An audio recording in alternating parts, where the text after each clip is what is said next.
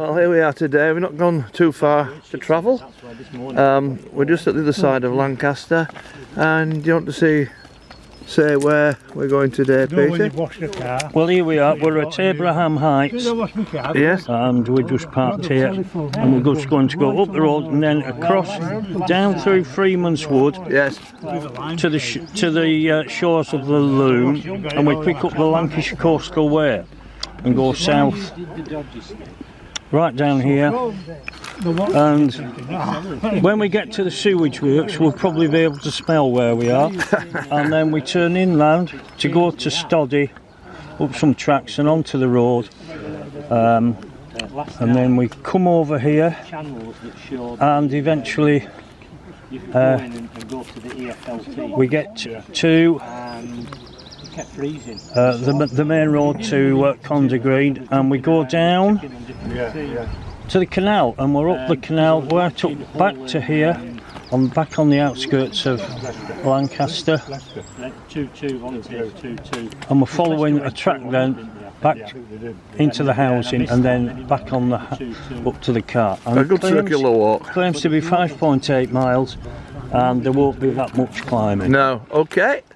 Wonderful. Now we're coming off the path that's really on the bank of the Loon, and we're coming to join the cycle path. Come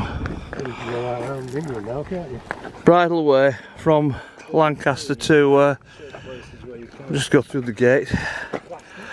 Still recording, just to show that we're alive. Now as I've said, we're joining the cycle path, which was the old railway from Lancaster Castle Station through to Glasson Dock, which was still open till about the 1952. I think the last trade along it was a Stevenson Locomotive Special Society branch line that was taking the trouble to do a final run on the branch before it totally closed. And I think if you've seen pictures of the station at Glasson, it was just sort of a wooden shack almost. So here we are, and yes, it is the correct title really of the use of the path, a shared use path of course. That is the correct name for such a path. And there you are, you've got humps for 2.5 miles, whatever that means. Now there's the sign. This is the cycle path, come walkway. Halfway along there is a fairly handy picnic area with fairly well maintained, they're not wooden seats, I think they're composite, so they don't rot. So in a minute we'll be picking our rucksacks up and going further along the walk towards Glasson. Well, we're just picking up our rucksacks. Going at the sun now, sorry a bit, but I'm just going towards this sign here, which I will hopefully show you when I've stopped being blinded by the sun. And it says restricted byway. Right, I'm trying a different angle. Zoom in, there you are, a restricted byway. I'm not quite sure what a restricted byway is, and a few of our members are not sure either. We haven't come across the term before. Something to Google when I get home. I'm sure many of you who are looking at this might know what a restricted byway is, and I think we're now going to walk down the said restricted byway. So we're walking down this restricted byway. I was just saying, Jeff, I don't know what a restricted byway is. It says on that sign, this is a restricted byway. I've never come across the term before. Now, my fellow member here has just said, as we come up to this gate, this is perhaps what it means by restricted bridleway. You can get through on foot, maybe on cycle, but you can't get through with the vehicle. So that explains what a restricted bridleway is. I'm sure you're much happier for knowing that. I know that I am. Now here we are, Stoddy. As said before, you would think that you're a million miles from Lancaster. This house here, delightful. Another charming house here. Set of terraces. They look purpose built, I think. There's something there.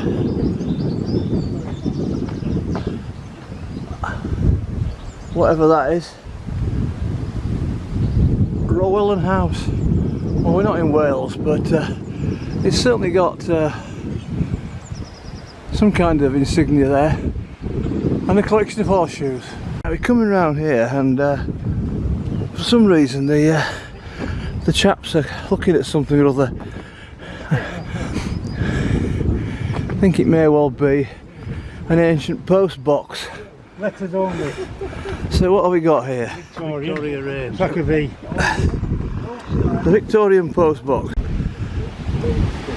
So for students of country lanes and not wishing to go too far away from a town, as I've just said before, this is great. It's a lovely country lane, beautiful countryside, good surface, not many cars at the moment. We've only dodged a couple, so it's a lovely walk if you don't want to, as we often do, have to walk through lots of mud and mire, go up and down hills. There's not much rise and fall on this walk. It's certainly a beautiful walk, especially this time of year when it's spring. At the moment there aren't many flowers in the hedgerow, but way back there was quite a lot. There's wildlife to see at the river, so it's very much a recommended walk if you live in the environments of Lancaster City. And now a change of scenery. We've come off the road, across the Lancaster to Pulton and thereabouts, coastal road, and we're coming down onto the towpath of the Lancaster Canal. Another underrated amenity that is in striking distance of Lancaster. I mean, obviously within striking distance because it goes through Lancaster, but the southern end really is very unsung. I mean, look at this, beautiful, lovely echo. I don't think even the celebrated canal bloggist Robbie Cummings has traversed his boat over the northern bit of the Lancaster Canal, so far as I'm aware. For those of you who are aware of his canal blogs, which of course are excellent. So we're strung out along the waterway towpath now. It's actually quite wide here, considering, I suppose, when it was built it was roughly fairly flat, quite easy for the builders of the canal to excavate a wider channel, but it is really quite wide and very, very nice this time of year before the banks become overgrown with weeds and things. So we'll continue along this for a little way now and continue along the towpath. I think there's a family of ducks over there which I will try with my wobbly zoom hand to catch in a second. There you are. You can start to see them. They're blending quite a lot. Try not to shake my hand too much. The ducklings speeding out there. Good luck to them. Continuing along the canal bank. Sorry, I'll zoom back. Excuse my zooming, Mr. Editor. Anyway, back to the canal bank. I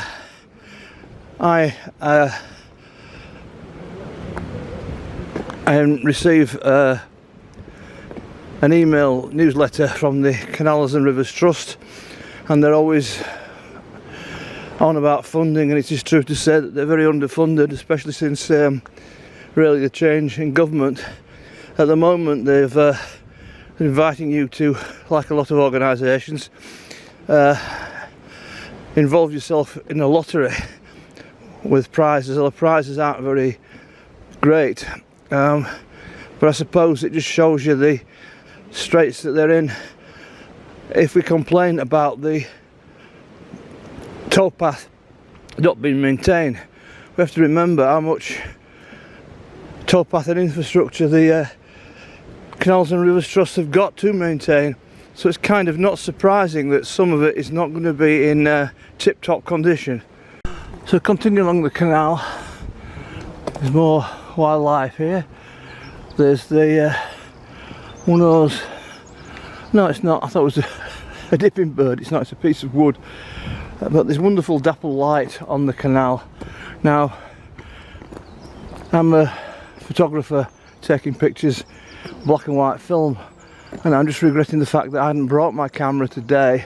This dapple light is quite wonderful and would make a lovely black and white print. Well, goodness gracious, there's a tumble down tree here. Looks like it's gone over fairly recently, and now we're working out how do we get over. Go underneath, climb over it, swim round. Goodness gracious, this is going to trouble our administration as to how to get over this. Round it, over it, swim round. I'm all for swimming round myself, but having said that, I don't fancy stripping off. Now we're approaching an overbridge. It looks as if the original bridge has been widened and strengthened with iron or steel at some point. Presumably the structure at the end where our members are just going through is the original bridge. It's actually number 94, but it's clear that the bridge has been strengthened at some point by these extra piers and the steelwork that you can see. So continuing through the bridge, it presents an interesting structure and an interesting echo as usual. So another fascinating piece of architecture on the canal. I'll just pause here to take stock about where we're going to stop for lunch. There is a spot that nobody can remember where it is. There's another boat coming along now. There you go. Lovely.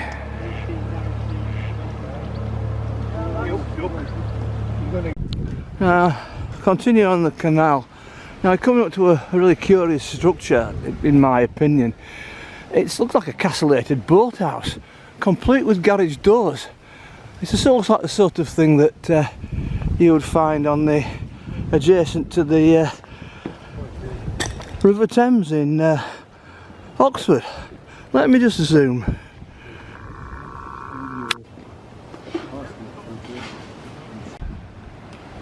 Apparently these gentlemen here have just completed the wonderful structure, and a wonderful job it is too. We've just met up now with our C group who are their walks intersecting ours, and it's very probable we'll be sat here having our lunch in a second in the shadow of this rather nice gatehouse.